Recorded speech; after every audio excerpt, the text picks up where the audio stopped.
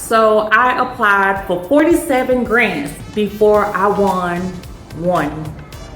This video, I'm gonna share with you why I even needed grants, why it makes sense for me to have grants, and the emotional journey and the lessons that I learned from 46 rejections.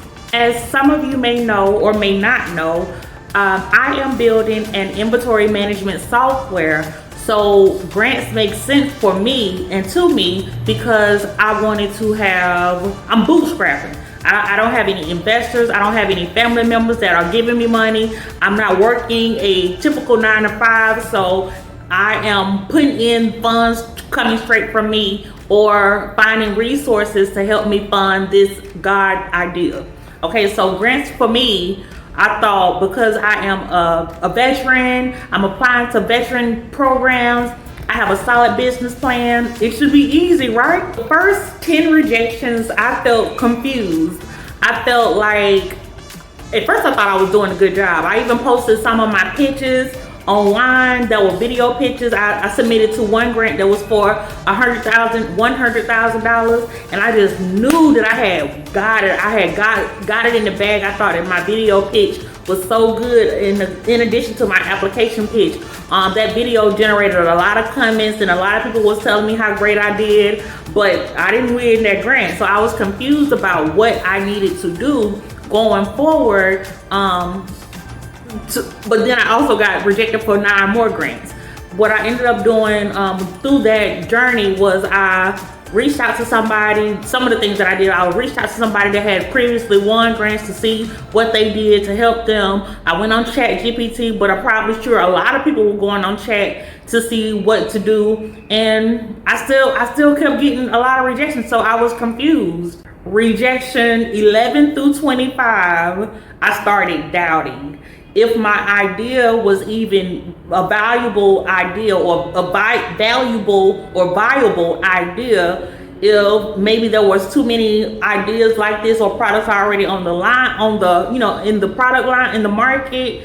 Maybe I just wasn't doing what I was supposed to be doing. I didn't have any traction. I didn't have any solid numbers or proof behind me or documentation to show that this was a valuable project in order for me to win the grant. So I started having some doubt. Now rejections 26 through 40, I just completely accepted defeat. I would still apply for grants, but out of just routine, not think that I was gonna win. I had accepted that I wasn't gonna win, and I was just saying, well, Lord, if this ain't it, then it ain't it. And if this is gonna be for me, then it's gonna be for me. But either way, if it's not for me, just close the door completely. And I was just really focusing on routine work, just still trying to do something. So rejection 41 through 46, I started questioning if I had even heard God correctly. I knew that he was calling me to do something with inventory, and I'm a purchasing professional. I've been working in supply chain for the last 20 years, and I kept seeing the same issues at every position that I worked in. And I just knew that he was calling me to solve the problem. But I started doubting whether I was hearing correctly, because where the money at? Where the funding coming from? And this is my first time building a God vision. So I really didn't understand the progress or the steps to make that included decision makers on helping me fund this vision, give me the money. Now, but 47, application 47 felt different. When I was applying, this was with the Institute for Veterans and Military Families. When I was applying for the grant, it was $4,500, made way by Entrepreneurship, and I'm probably pronouncing it wrong. Forgive me if you are watching this video and I am butchering the company of investors' name. But it was through Entrepreneurship Capital LP. And so when I applied for this grant, it felt a little different.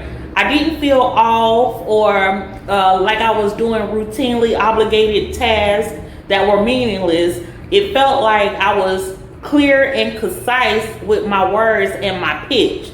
So I applied and I hit submission to submit the grant, and I just felt like I was gonna win. it took maybe, I think I applied back in October, and they told us that they would give a decision by the first week of December.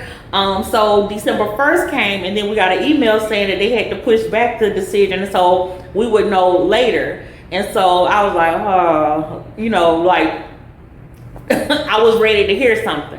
I remember very clearly when the email came through that said that I won the $4,500.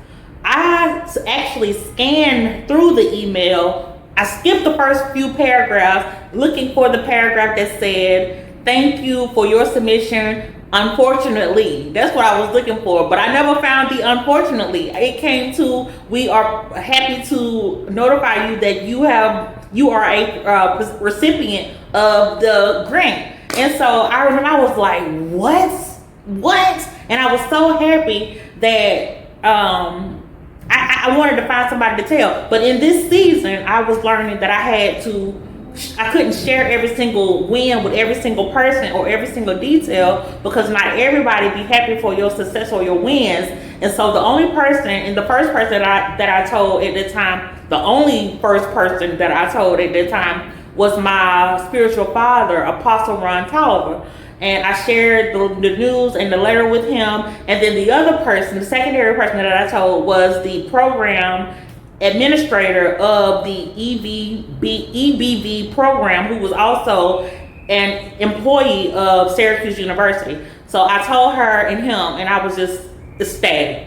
To me, the long wait and the 46 rejections was God testing my faithfulness, not my perfectionism. The grant is funding OptiSyncPro's development fees. I've already picked out my developer agency who is coming in at the price that the grant is, so it covers the development of it.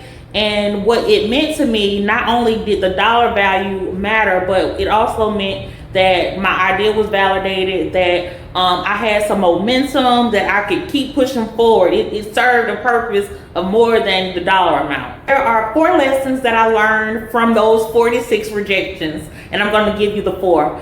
The first one is that denial is not denial, it's delay or rejection or redirection. The 46 pitches helped me to redefine my pitch and gave me clarity, and also strengthened my faith. Lesson 2, faithfulness in unseen seasons prepares your faith. It prepares you for the breakthrough. So I feel like even though I kept applying, even considering that nothing was going to happen, I continued to apply, which showed my faithfulness. By continuing to apply, even though out of routine, still the obedience heavily outweighed my feelings. Lesson 3 was that God's timing is not my timing. So what I learned between number 1 rejection and number 46 rejection prepared me for the time of winning number 47. So the lessons that go between when you first do something versus when you hit the completion mark or the journey, part of the journey, the lessons are even more valuable than the wins. Well, at least I think that the lessons are valuable because they help propel you forward. Lesson 4 is to celebrate the small wins. Now I know $4,500 is not $100,000, but it helps me to move forward. And so I don't despise the small beginnings, because it's the small beginnings and the way that you steward it that helps you leads you to the big winnings or the big tasks. So here is my encouragement to you. If you are still in your rejection season, keep going. You're going to get to your breakthrough, but you will not get to a breakthrough if you stop.